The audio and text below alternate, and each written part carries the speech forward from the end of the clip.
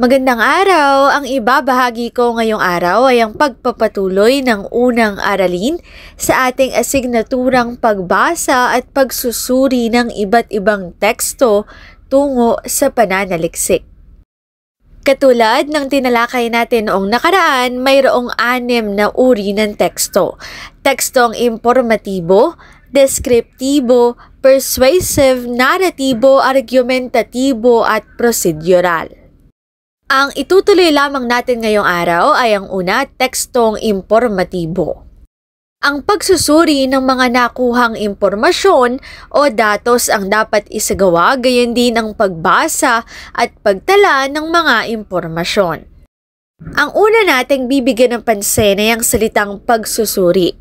Kapag sinabi nating pagsusuri, hindi sapat ang katanungang tama ba o mali yung binabasa nating teksto.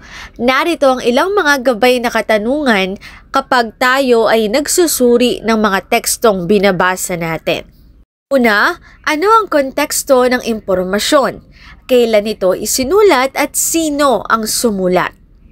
Kailangan nating alamin kung kailan isinulat yung teksto kasi kung matagal na to sa kasalukuyang panahon, halimbawa 90s pa isinulat, maaring hindi na updated yung mga impormasyon na tinataglay nito. Ikalawa, kailangan din nating alamin kung sino ang sumulat. Kasi oo, lahat tayo may kakayahang magsulat pero hindi lahat tayo may kredibilidad na makapagbahagi ng impormasyon. Ang ikalawang katanungan na maaari nating gabay sa pagsusuri ng teksto ay naayon ba ito sa ibang mapagkakatiwalaang datos? Mangyayari ito sa pamamagitan ng pagkuha pa natin ng ibang datos sa ibang sanggunian.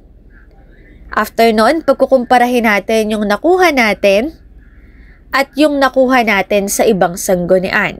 Kapag pinagkumpara natin at magkaiba sila ng sinasabi, ibig sabihin lang may isang mali doon. At kailangan nating malaman kung ano yung mali kasi baka makapagbahagi tayo ng maling impormasyon. Ikatlong katanungan na maaari nating gawing gabay, may ebidensya ba o puro opinion lang? At ikaapat, may pagkiling ba o bias ang manunulat? Tandaan, katulad ng binanggit natin nung nakaraan, kapag gumagawa tayo ng tekstong informatibo, hindi dapat magbigay ng opinyon ng manunulat. Hanggat maaari, hindi dapat magbigay ng sariling opinyon ang manunulat. Ikalawang bibigyan naman natin ng pansin na salita ay ang salitang pagbasa. Kapag sinabi nating pagbasa, hindi ito tumutukoy sa pagbasa lamang ng literal, kundi critical na pagbabasa. Halimbawang teksto, ang social media ay nakapagpapababa ng grades ng mga mag-aaral.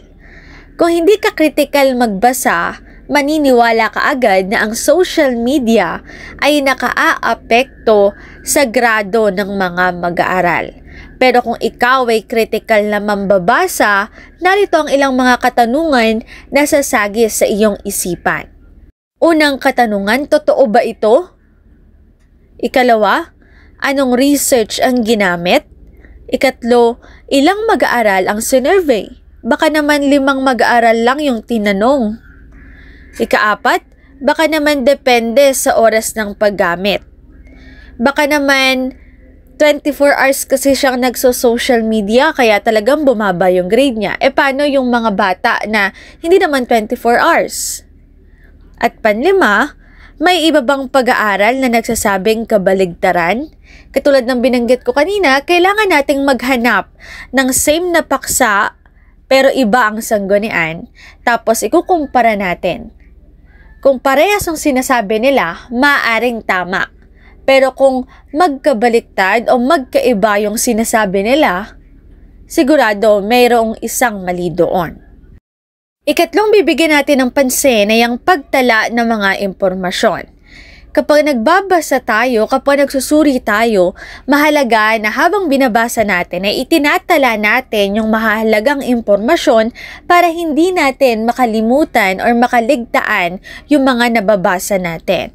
Maaaring isulat ang una, pangunahing ideya, ikalawa, mahahalagang datos, ikatlo, konsepto, ikaapat, estadistika at panglima, sanggunian.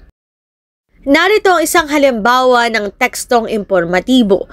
Katulad ng sinabi natin, kailangan na magtala ng mahalagang impormasyon para hindi natin malimutan ang mga ito. Ang K-12 curriculum ay ipinatupad sa Pilipinas upang mapahusay ang kalidad ng edukasyon.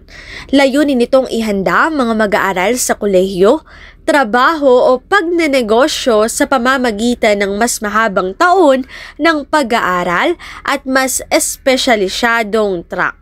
Ayon sa DepEd 2016, mas nagiging handa sa real-life skills sa mga mag-aaral kapag nabibigyan sila ng sapat na oras at praktikal na karanasan sa paaralan.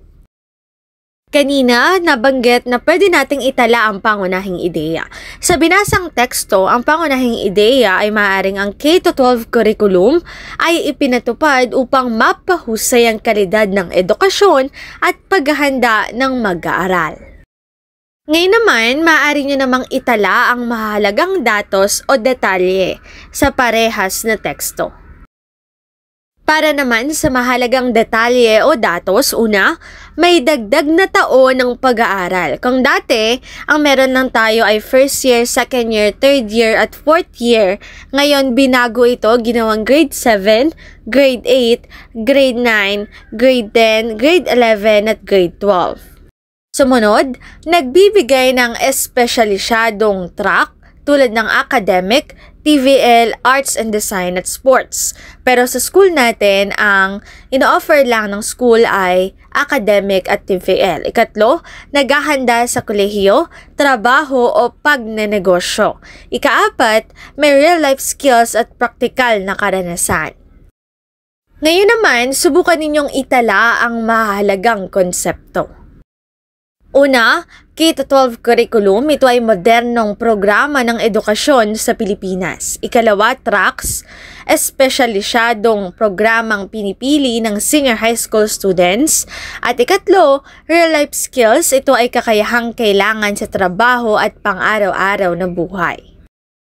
Sa bahaging ito, maaari nyo namang itala ang mga detalye na may kaugnayan sa estadistika, datos na may numero. Sa school year 2019-2020, may humigit kumulang 27,030,391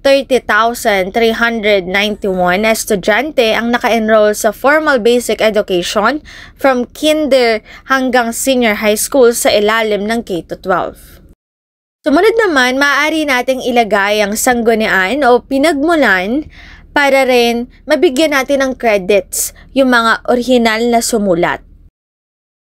Maaaring Department of Education DepEd 2016, K-12 Curriculum Guide at DepEd official website. Narito ang ilang katangian ng tekstong impormatibo. Una, naglalahad ito ng mga mahalagang impormasyon, bagong kaalaman, bagong pangyayari, bagong paniniwala, mga bagong impormasyon at tiyak na detalye para sa kabatiran ng mga mambabasa. Tandaan na paulit-ulit naman nating sinasabi simula ng unang bahagi, kapag tekstong impormatibo, ito ay may layuning magpahayag ng mga impormasyon. Tandaan na dapat yung mga impormasyon ay tiyak, totoo, sigurado at makatotohanan. Ikalawang layunin, ang mga kaalaman ay nakaayos ng may pagkakasunod-sunod at inilalahad ng buong linaw at kaisahan sa kabatiran ng mga mambabasa. Nabanggit naman natin doon sa unang bahagi na kapag gagawa tayo ng tekstong informatibo, dapat may sistema, dapat tama ang pagkakasunod-sunod ng mga impormasyon. Ikatlong katangian ng tekstong informatibo, tiyakin na ang sanggunian o pinagkunan ng impormasyon ay may kredibilidad. Katulad ng sinasabi ko kanina, lahat tayo may kakayahang magsulat pero hindi lahat tayo may kredibilidad. Ganon din sa mga nababasa natin sa internet or sa social media. Maaring marami tayong nababasa pero hindi lahat ng nababasa natin ay tama, totoo at tiyak. Kaya dapat maging mapanuri bago tayo maniwala sa isang bagay. Sinasabi sa ikatlong katangian ng tekstong informatibo, tiyakin na yung pagkukuhanan ng impormasyon ay may kredibilidad. Pero ang tanong, saan o kanino ba tayo dapat kumuha ng impormasyon? Narito ang ilang mga hanguan ng impormasyon na datos ayon kina Masura et al. 1999. Para sa una, hanguang primarya. Ito raw ay maaaring individual o otoridad o kaya naman grupo o organisasyon, maaari ding mga pampublikong kasulatan o dokumento. Kapag sinabi natin mga individual o otoridad na under ng hanguang primarya, ito ay maaaring mga taong eksperto o may karanasan sa isang paksa. Halimbawa sa una, kung mayroon kang nararamdaman, ang ilan sa mga pwedeng unang lapitan mo ay mga doktor. Ikalawa naman, kung gusto mong magpatayo ng bahay, maaaring lumapit ka sa mga architect, sa mga engineer. Para naman sa usapan ng K-12 curriculum, maaari kang lumapit sa mga guro. Ang mga taong ito ang mga eksperto sa kani-kanilang mga larangan. Kapag naman pinag-usapan natin ang mga grupo o organisasyon na under din ng hanguang primarya, ito ay mga opisyal na grupo na may otoridad at kredibilidad.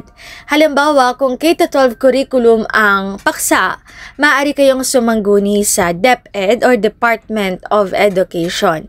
Pero naman, kung usaping kalusugan, maaari naman kayong sumangguni sa Department of Health.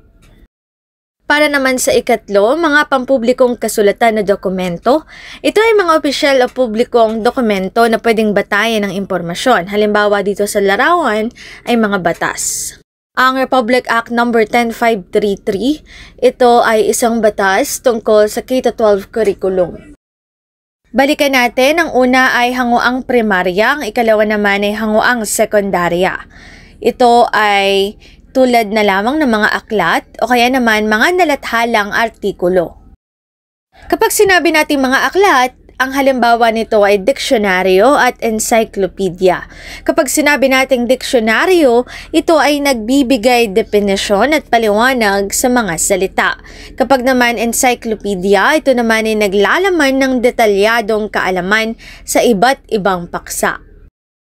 Ang sumunod naman ay mga nalathalang artikulo. Ito ay maaring magazine at pahayagan, gayon din ng journal article. Kapag sinabi nating magazine at pahayagan, ito ay maaring mga balita o artikulo na nagsusuri ng impormasyon mula sa iba. Ikalawa, journal article. Ito ay academic research na nag-aanalisa ng primarya. Nabanggit natin ngayon ang aklat at ilang mga artikulo ay under ng hanguang sekundarya. Pero may mga pagkakataon na ito ay under din ng hanguang primarya, lalo na kapag ang orihinal na nakasaksi o nakatuklas ang nagsulat. Pero kung isinalin lamang, ito ay mag-under pa rin sa hanguang sekundarya. Ang ilan sa halimbawa ng tekstong informatibo ay balita. Ngayon, magkakaroon tayo ng isang aktibidad tungkol sa pagsulat ng balita. Bago tayo dumako doon, talakayin muna natin ang ilang kahalagahan ng balita. Una, nagbibigay impormasyon. Halimbawa na lamang kapag may bagyo. Dahil sa balita, nalalaman natin kung gaano pa ito kalayo, anong lugar yung maaaring maapektuhan, gayon din gaano kalakas yung magiging epekto nito dito sa kalupaan. Ikalawa, nagtuturo. Halimbawa na lamang ang mga balita tungkol sa K-12 curriculum. Naalala nyo, noong una itong inilunsad dito sa ating bansa, maraming balita ang lumabas tungkol sa ano ba ang K-12 curriculum, sino-sino yung mag-under sa K-12 curriculum, at ano yung mga asignatura na possible lamanin ng K-12 curriculum. Ikatlong kahalagahan ng balita ay nanlilibang. Nalalaman natin kung ano ba yung mga uso, sino ba yung mga uso. Ikaapat na kahalagahan ng balita ay nakapagpapabago. Halimbawa nito ay yung mga balita na nagsasabi kung kailan tataas ang presyo ng gasolina at kailan din bababa ang presyo ng gasolina. Narito ang ilang katangian ng balita. Una, kawastuhan. Ang mga datos ay inilahad ng walang labis, walang kulang. Dapat kung ano man yung nalaman ng mga reporter, yun lang din yung sasabihin nila. Wala silang ibabawas, gayon din wala silang idaragdag. Ikalawa, katimbangan. Inilahad ang mga datos na walang kinikilingan sa alinmang panig na sangkot. Kung ang nakita ay maganda, dapat ang ibabalita din ay maganda. Hindi kailangang ibahin. Ang ikatlo naman ay makatotohanan ng mga impormasyon ay tunay at aktwal at hindi gawa-gawa lamang. Kadalasan, bago ipalabas sa telebisyon, matinding pagsusuri, pag-aanalisa yung ginagawa. Kailangan ng ilang mga tao na totoong nakatuklas ng pangyayari bago ibalita sa buong Pilipinas. Ikaapat, kaiklian. Ang mga datos ay inilahad ng diretsahan at hindi maligoy. Ibig sabihin, hindi na natin kailangan gumamit ng mga mabubulaklak na salita. Kung ano yung nakita, yun lang din yung ilalagay. Kung ano yung natuklasan, yun lang yung ilalagay. Panlima, napapanahon. Ang mga impormasyon ay bago at napapanahon. Katulad ng mga balita, ito ay kadalasan kung ano yung nangyari sa mismong araw. Narito ang bahagi ng balita headline. Ang maaring format na gagamitin ninyo ay subject, sinusundan ng comma, plus action verb, plus saan, slash ng ano. Halimbawa, mas pinagandang parke, yun yung subject. Comma, action verb. Ano yung ginawa? Muling binuksan. Saan? Ng ano? Sa bayan ng Plaridel. Ang sumunod naman ay pamatnubay. Ito ang tawag sa una at pangalawang talata ng balita. Nagsisilbi itong pang-akit sa mga mambabasa dahil ito ang pinakabuod ng balita. Ito ang puso ng isang balita. Para sa pangunahing pamatnubay o basic lead, maaari nyo itong maging gabay. Asa ka ba pa? A para sa ano? Letter S para sa sino, sa para sa saan, ka para sa kailan, ba para sa bakit, at pa para sa paano. Ang sumunod naman ay descriptive lead. Ang pamatnubay ay tayaking naglalarawan. Mataas at marumi ang tubig, sira-sira na ang mga gamit at hindi na mapakikinabangan. Iyan ang hinaing ng mga Bulakenyo matapos masalanta ng bagyong uwan. Ang sumunod naman ay narrative lead. Ang pangunahing layunin ng pamatnubay ay maglahad. Ang sumunod naman ay exclamatory lead. Ang pamatnubay ay may isa o higit pang salitang naglalahad ng isang masidhing damdamin. Para mas madali ninyong maunawaan kung paano kayo makabubuo ng isang balita, narito ang isang baliktad na trianggulo. Una, sa pinakataas, narito dapat ang pinakamahalagang impormasyon na sumasagot sa mga tanong na asa ka ba pa. Ano, sino, saan, kailan, at bakit. Ito ay makatutulong upang maging epektibo ang pamatnubay ng balita.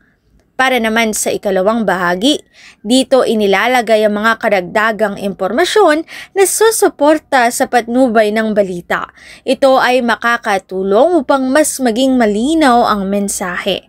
Ikatlo, narito naman ang ilang mga hindi gaanong mahalagang detalye. Dito na nagtatapos ang ating unang aralin, pagbasa. Muli, ang wikang Filipino ay mapagpalaya. Atin natin itong gamitin, mahalin at mas paunlarin.